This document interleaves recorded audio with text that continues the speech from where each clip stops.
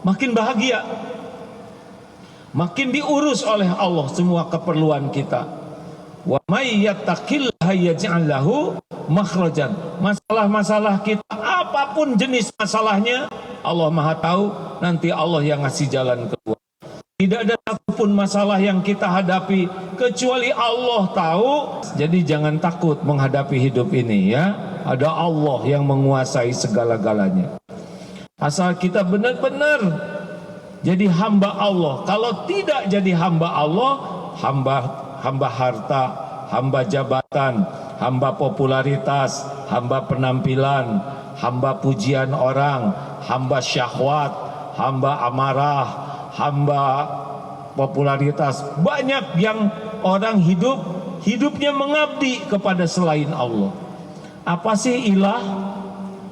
Secara sederhana begini, yang dituhankan itu adalah yang mendominasi pikiran, hati, menjadi tujuan. Kita hidupnya mengabdi kepada sesuatu, selalu ada di hati, ingin selalu dekat, takut jauh darinya, mau berkorban apapun untuk, ingin selalu dekat, takut jauh darinya, mau berkorban apapun untuk mati-matian. Ada yang menuhankan syahwat, nafsu, banyak yang hidupnya oleh selain Allah. Bagi orang yang membaca ayat tidak, Tuhan saya adalah Allah. Bu, ibu, bu, nolong wae. Mumpung pertanyaannya gampang, Bu. Sudah sering diulang-ulang di sini, loh, dicaci atau dipuji? Jawab. Dipuji, lupa ke Allahnya. Sesudah saya berikhtiar ya, ini ide saya. Saya berpikir keras, kemudian ide ini saya realisasikan dan saya berjuang sekuat tenaga sehingga wujudlah apa yang saya lupa dia ke Allah. Dia bisa mikir Allah yang ngasih otak, Allah yang ngasih sehat, Allah yang ngasih ilmu. Tapi ketika dipuji, penghargaan kepada saudara fulan, bagaimana saudara? Ya, semua ini adalah hasil ide kreatif saya. Kemudian saya telan itu, saya dicabut nyawa, selesai sih saya, benar? Naik pesawat tenang, lancar. Apa yang dilakukan penumpang? Nonton video, tidur, dengar musik, ngemil. Sedikit yang ingat ke Allah. Tapi dikasih goncangan, apa yang terjadi? Ya Allah, gitu. Mana yang Allah sukai? Lupa ke Allah atau ingat ke Allah?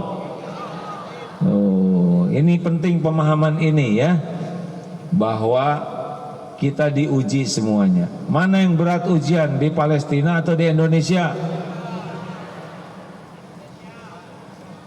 Coba agak ditingkatkan ya cara berpikirnya. Mana yang berat ujiannya, di Palestina atau di Indonesia? Di Indonesia.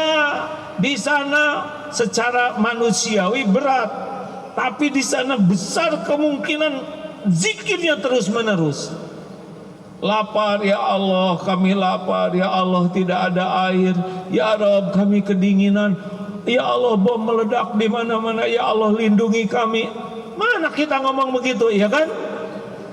Terus begini.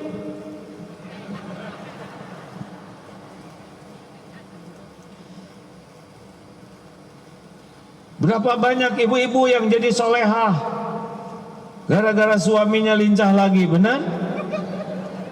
Ya Allah, coba suaminya kurang lincah, jarang tahajud, berterima kasih sama suami yang lincah. Kemarin ada tuh,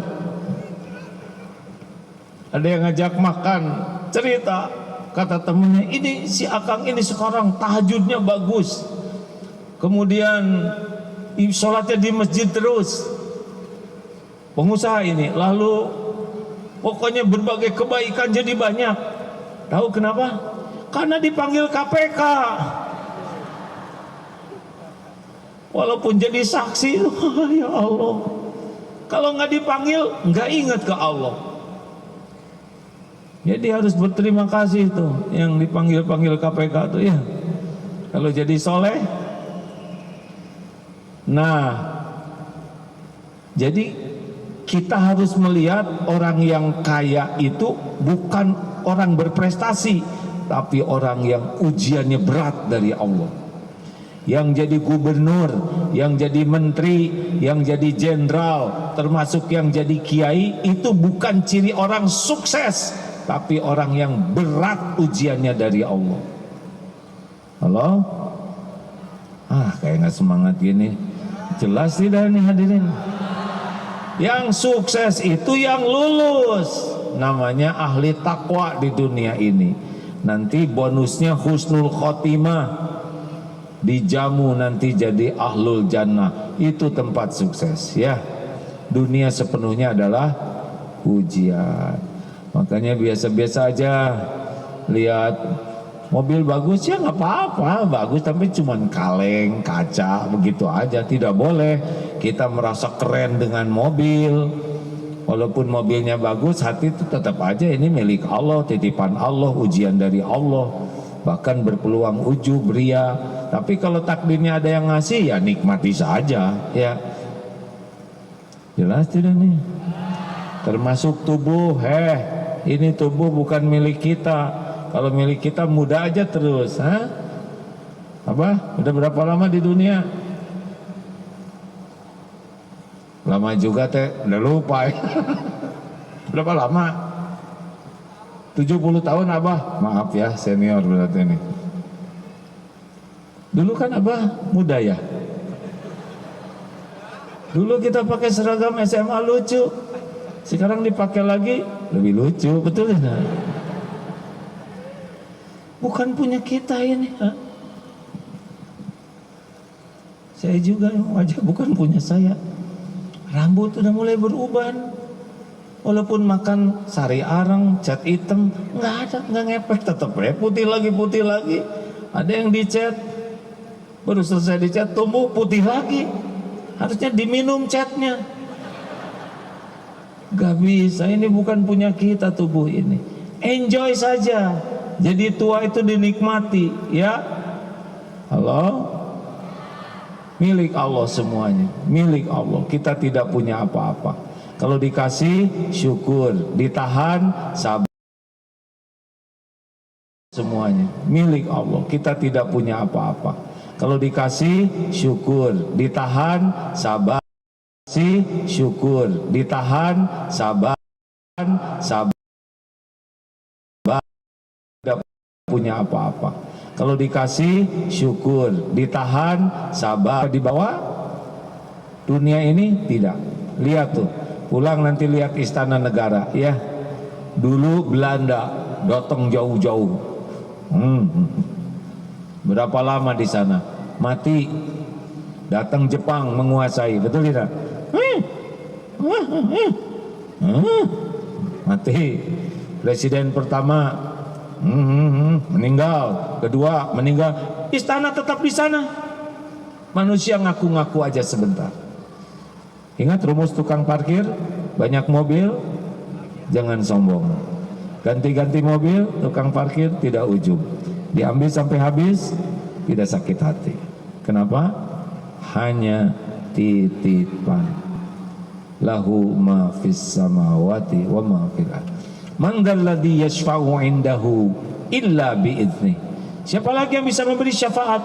Tidak ada yang bisa memberi syafaat tanpa izin Allah. Tidak ada pertolongan dalam apapun, baik dunia, di kubur, yaumal hisab, kecuali izin Allah. Bergabung jin dan manusia seluruhnya mau menolong kita, enggak bisa kalau Allah tidak menghendaki. Makanya sebelum minta tolong kepada siapapun harus minta ke Allah dulu. Karena yang menolong kita itu hanya bergerak kalau Allah yang menggerakkan. Jelas? Pinjam uang ke Allah dulu, minta baru bicara ke orang. Bicara ke orang jangan pakai hati, jangan tolonglah saya, benar-benar hanya engkau Pak yang bisa menolong saya. Kalau Bapak tidak menolong, saya habis. Hanya Bapak. Ini tidak boleh. Pak, kontrakan rumah kami sudah habis. Saya pinjam uang untuk bayar kontrakan, tapi saya tidak bisa janji kapan bayarnya karena belum kebayang untuk bayarnya ada. Saya yakin yang kuasa membayarkan adalah Allah. Saya syariatnya mau pinjem. Tenang. Dek, saya baru aja ditagih pinjol ya nggak? Kita sama-sama senasib deh. Lagi memerlukan. Oh ya. Iya Pak. Allah lihat percakapan itu. Jawab. Allah mendengar percakapan itu. Nggak usah kecewa. Pelit, kelihatan kaya, mobil bagus, dipinjemin 300.000 aja enggak. Ngapa ngomel begitu?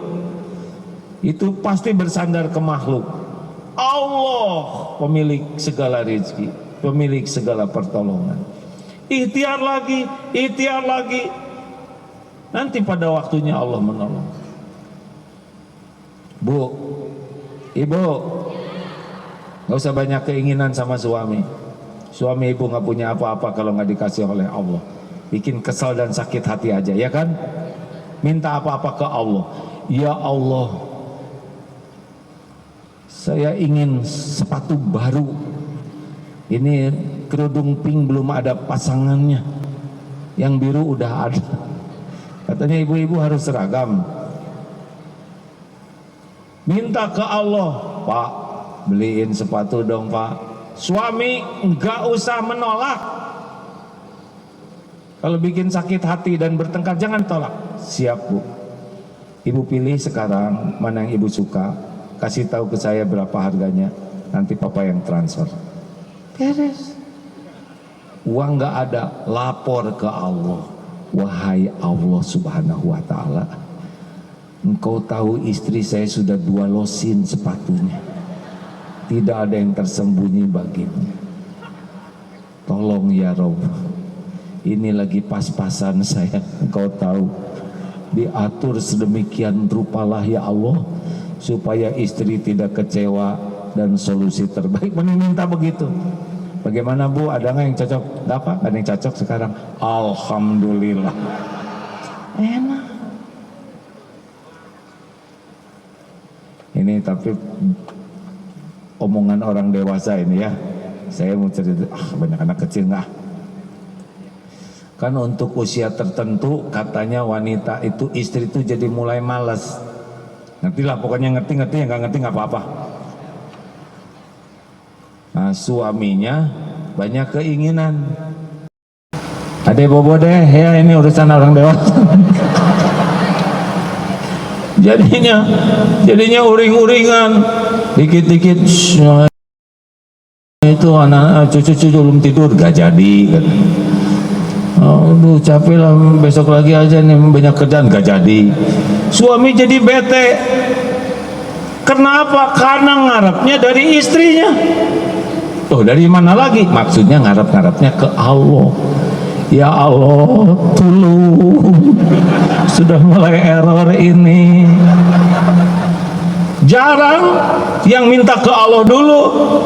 Kalau minta ke makhluk pasti kecewa. Kalau minta ke Allah, kalaupun gak ada rezekinya, hatinya tenang. Yang ngerti ada yang minta apa sih? Udah nggak usah dibahas. Allah dulu ya. Tidak ada yang bisa menolong selain Allah. Ya'lamu ma baina aidihim wa ma khalfahum. Allah tahu yang di depan, yang di belakang. Semua yang merencanakan apapun Allah tahu. Allah tahu yang sudah terjadi dan yang akan terjadi. Ketika diancam ada penyerangan, lalu Rasulullah diberi wahyu At-Taubah ayat 51.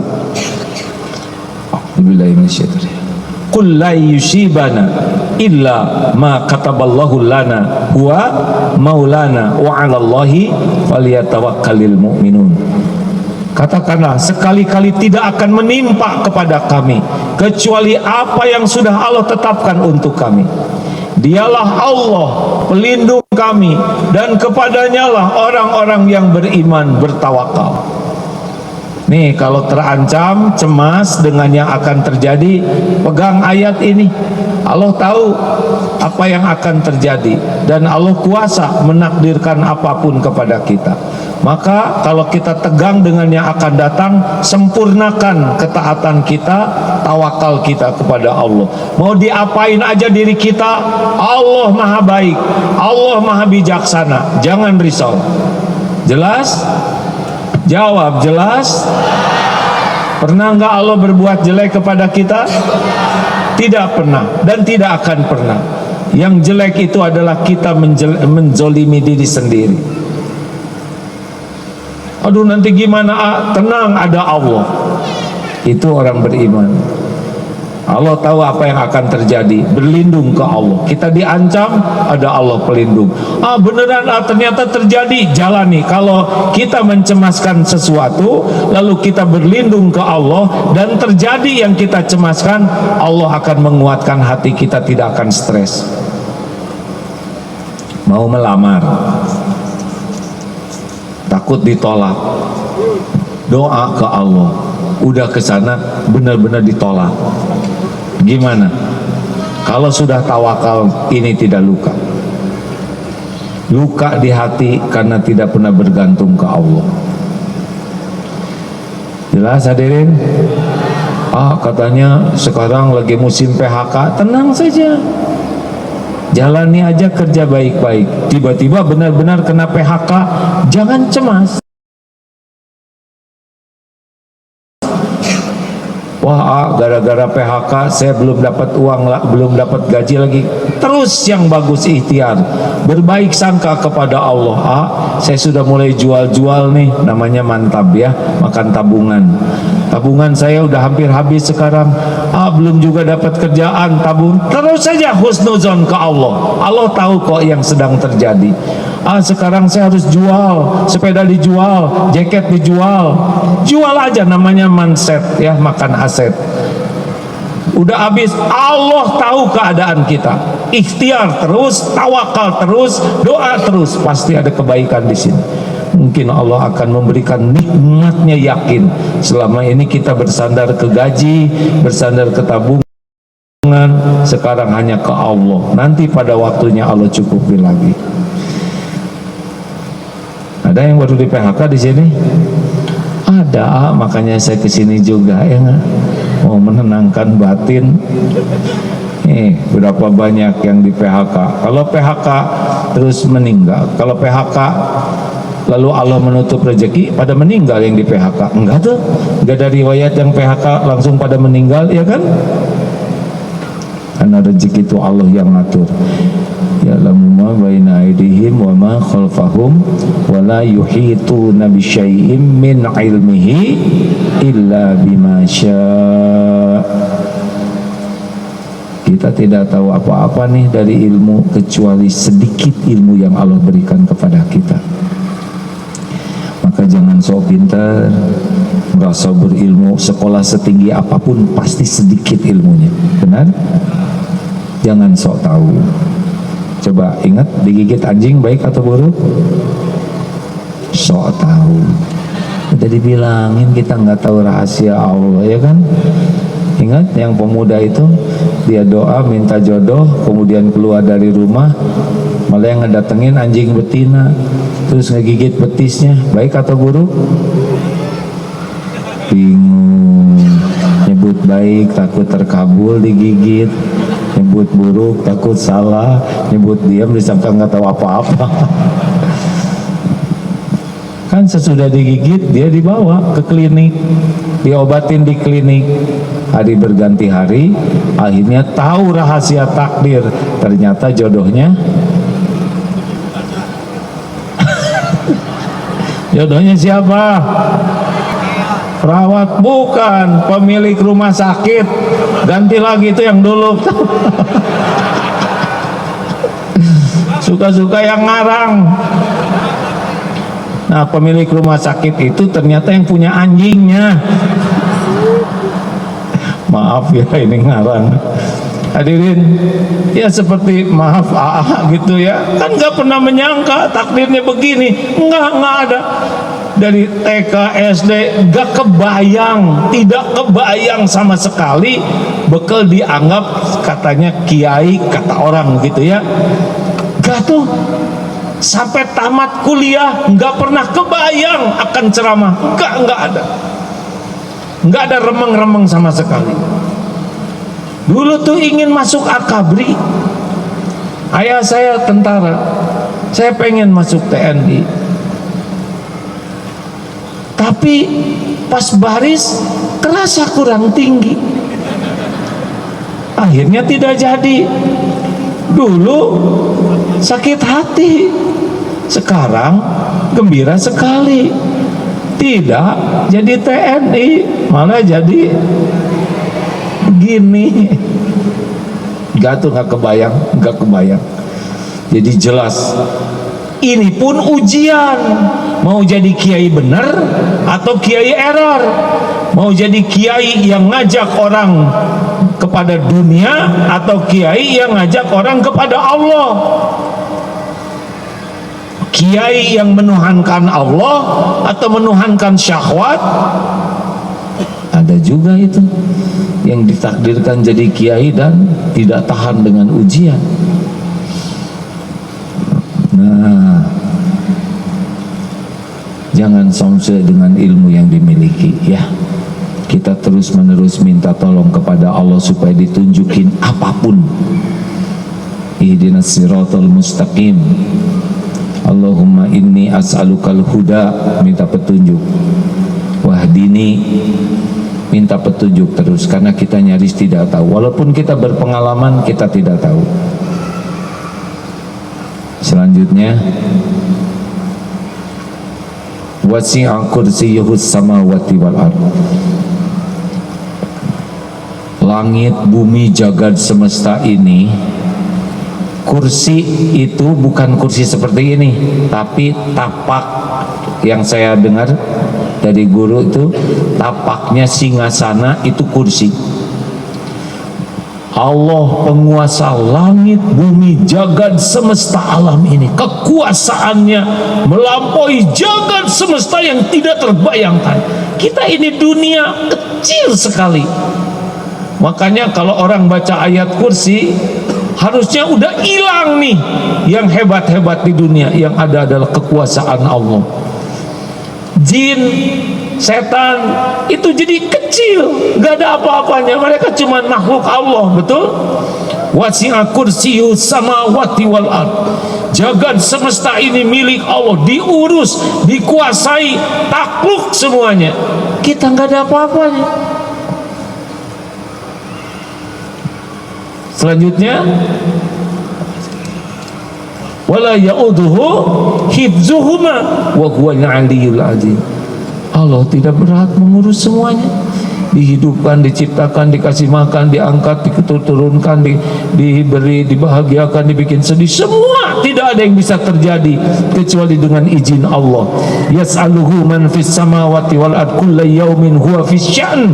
Setiap saat Allah dalam kesibukan yang tidak melelahkan dia. Semua diurus. Ini semua diurus oleh Allah.